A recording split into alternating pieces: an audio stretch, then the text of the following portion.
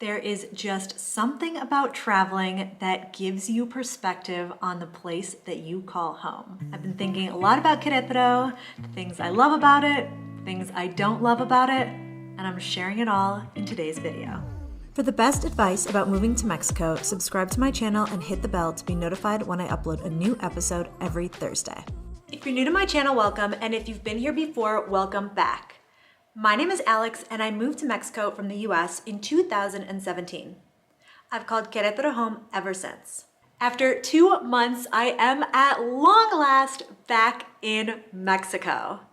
In case you missed it, back on September 9th, I flew to Europe, flew to Germany, and spent a month traveling around.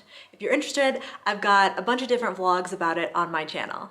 Throughout the trip, I kept a running list in the Notes app on my phone of things I missed about being in Mexico and things that I, liked better about being in Europe. From all those random little notes on my phone, I've put together a list, a personal pros and cons list for living in Querétaro. The first pro for living in Querétaro is the opportunity to speak Spanish daily. I really cannot overstate how much I missed Spanish, missed hearing Spanish, speaking Spanish when I was in Germany. Being there gave me a deeper appreciation for what a beautiful language Spanish is. In fact, when I was in Germany, I was craving Spanish so much that I turned to one of my favorite language learning tools to get my fix. This segment of the video is brought to you by LingoPie. LingoPie offers unique features like dual subtitles, adjustable playback speeds, and a really neat mashup function that make it the perfect tool for beginner Spanish learners, or if you're like me, even an advanced learner who misses the Spanish language, who wants to be surrounded by the Spanish language, and needs their Spanish media fix. The mashup feature is one of my favorite features about LingoPie. It is perfect for the beginner Spanish learner. Let me show you how it works.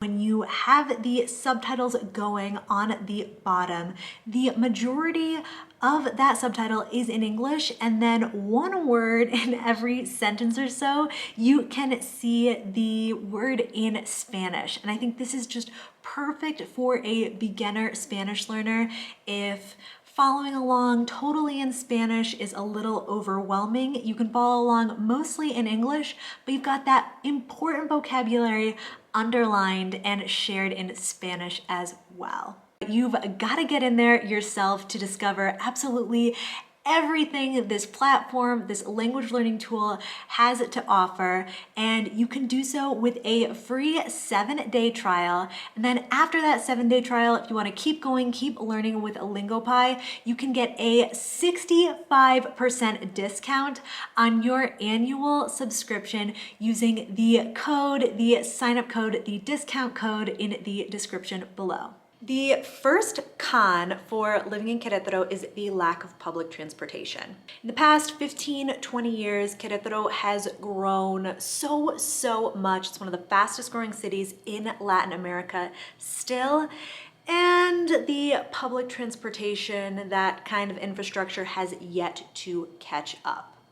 Now there are inner city buses, but when I was in Europe, when I was in Germany and I was riding around on the metro, the subway, I really missed that way of getting around a city. I wish that was something that existed in Querétaro. It would make navigating the sprawl so much easier. The next pro for living in Querétaro is the cost of living. Querétaro is by no means the cheapest city to live in Mexico. It probably doesn't even crack the top 10, but the cost of living here, living in Mexico, living in Querétaro is so much more affordable than the cost of living in a country like Germany. I was paying 2-3 times as much for coffee, for beer there than I do here, and man, does that add up.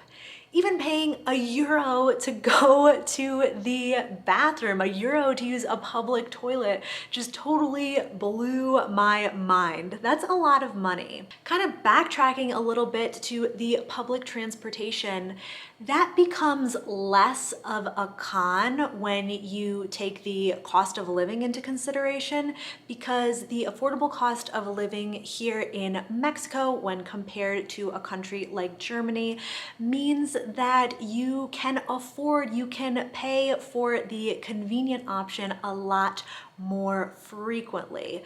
For example, where in Germany, I really, was trying to use the public transportation as much as possible, only using Uber as a last resort. Here in Querétaro, Uber is so affordable that I can really take it anytime that I want to get anywhere that I need to go. The next con for living in Querétaro is the lack of green spaces, the lack of parks. I live in the Centro Histórico, and here in the Centro, our main park, if you ask anybody, is Parque Alameda, and it's a really quite small. I think the loop around the inside is 8/10 of a mile, something like that. So not a lot of space to run around. Now, Querétaro does have other parks. Famously, Parque Cimatorio, which is a national park on the outside of the center of Querétaro. Parque Cimatorio is nice. There are some walking trails out there, but when you're out there, you are starkly reminded that Querétaro has a very desert-like terrain. When I was in Germany, I was really reminded of how much I love the shady walking trails with lots of trees, easily accessible, miles and miles of trails to walk on, and those kind of things that's just not really here in Querétaro. Really, in close proximity to the city center. You've got to head out to the Sierra Gorda, you've got to head out there in a car that you yourself are driving, and that's gonna be at least 2, maybe 3 hours. If you're finding this video helpful, be sure to give it a thumbs up because that helps to spread it to more people. The next pro for living in Querétaro is the overall friendliness, the laid-back nature of the people who live here. If you would have told me before I went to Europe, before I went to Germany, that I was going to miss small talk, I would have told you that you were crazy. But I really did. I really missed having people say good morning to you, good afternoon on the sidewalk, acknowledging your presence in a restaurant with buen provecho when they walk past your table or when you walk past theirs. I would never go as far to say that Germans are cold or anything like that. Some of my best friends, some of the people I like most in this world are Germans or call Germany home, but when compared to Mexico, they're just not as outgoing, as friendly as Mexicans. One big moment of culture shock for me when I was in Germany, I was on my way to meet a friend of mine at the beer garden, and he had asked me to meet him there at 5:30, I think. And at 5:33, I'm walking towards the beer garden, and he called me, asked where I was. Are you on your way? When are you gonna be here? I was only 3 minutes late. Remember, this is 3 minutes after the time that we had said. And in Mexico, no one would even wonder where you were until probably a half hour or 45 minutes after you said you were gonna be somewhere, which can be annoying in its own way. But yes, big moment of culture shock for me when 3 minutes was considered late.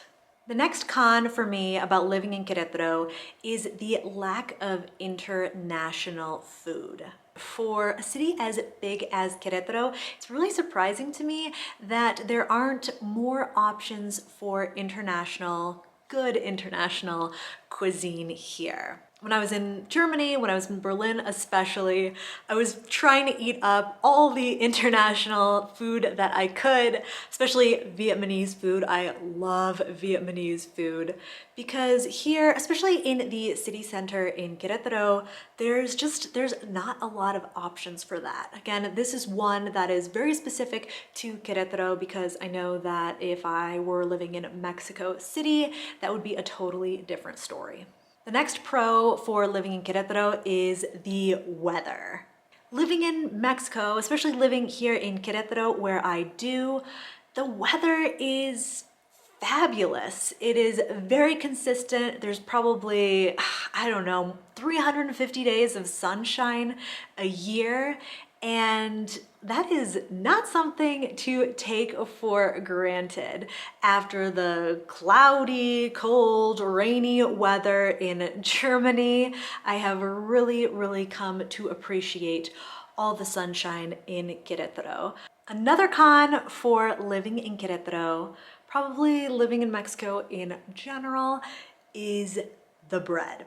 I know that this is a controversial one, probably the most controversial item on this list because people have very strong feelings about the pan dulce, the various sweetbreads in Mexico. But if you're being honest with yourself, if you look deep into your heart, the breads in Mexico overall cannot hold a candle to the bread in Germany. The pretzels, I mean, I don't think you've even lived until you've eaten a pretzel from Germany. At this point, you've heard a lot of pros and cons for living in Querétaro. You've heard me compare living in Mexico, living in Querétaro to living in Germany. But the real reason, the main reason I had to come back to Mexico, that I just knew Germany isn't for me, is the pillows. Show the people the pillows, dude. Show them so they know what we're talking about. It's just a weird shape. It's just a friggin' square. Big ass square. And like, it's very thin. I mean, like, when, you know. So you got some feedback for Germans? You got some suggestions? Get a rectangular pillow. If you found this video helpful, if you enjoyed Taylor's pillow rant, then be sure to give this video a thumbs up because that really helps to support my channel. If you have any questions about moving to Mexico or living in Mexico, feel free to leave those in the comments below and I will do my best to answer them. I'm Alex from backpackingbrunette.com. Thanks for watching.